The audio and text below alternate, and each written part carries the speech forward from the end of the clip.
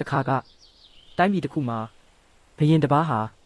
တော်ဝင်ဥယျာဉ်ထဲမှာအေးချမ်းစွာအနားယူနေခဲ့ပါတယ်။ဥယျာဉ်အလဲကရေကန်ရဲ့ဘေးမှာအနက်အရသာနှင့်ပြည့်စုံသောတရက်ပင်ပေါက်နေခဲ့ပါတယ်။တရက်ပင်ရဲ့တရက်သီးတစ်လုံးဟာရေထဲကိုကျသွားခဲ့ပြီးရေစီးအတိုင်းမျောပါသွားခဲ့ပါတယ်။ဘရင်ကအဲ့ဒီတရက်သီးကိုမြည်ကြည့်လိုက်တဲ့အခါအရသာကတမူထူးခြားပြီးအရန်ကိုချုံမြိန်လာပါတယ်။ဒါကြောင့်ဘရင်ကတရက်စိတ်ကိုတံမိုးထားပြီးကျွမ်းကျင်သောဥယျာဉ်ကိုနို့နဲ့ပြားရည်ဖြင့်လောင်းကာစိုက်ပျိုးစေခဲ့ပါတယ်။အချိန်တွေကုန်လွန်သွားပြီး3နှစ်အကြာမှာတော့တရက်ပင်ကြီးဟာအသီးဝေစာစွာဖြင့်ဥယျာဉ်ကိုအလှဆင်ပေးနေခဲ့ပါတယ်။ဒါပေမဲ့မနာလိုစိတ်နဲ့လောဘကြီးတဲ့ဥယျာဉ်မှုတစ်ယောက်ကအခါတက်ရှိတဲ့အပင်တွေကိုတရက်ပင်ပတ်လည်မှာလှုပ်ဝက်စွာစိုက်ပျိုးပြီးတရက်ပင်ကိုဖျက်ဆီးစေတာသူလည်းတိတ်တဆိတ်ထွက်ပြေးသွားခဲ့ပါတယ်။ဘရင်ကများမကြမီထပ်မံမြည်ကြည့်တဲ့အခါတရက်သီးဟာခါသွားခဲ့ပြီးအမှန်တရားကိုသိရှိသွားတယ်။မကောင်းတဲ့အရာတွေကိုဖယ်ရှားလိုက်တဲ့အခါတရက်ပင်ဟာမူလအရာသာကိုပြန်လည်ရရှိခဲ့ပါတယ်။မကောင်းတဲ့အပေါင်းအသင်းဟာအသက်မရှိတဲ့အပင်ကိုတောင်ဖျက်ဆီးစေနိုင်ပါတယ်။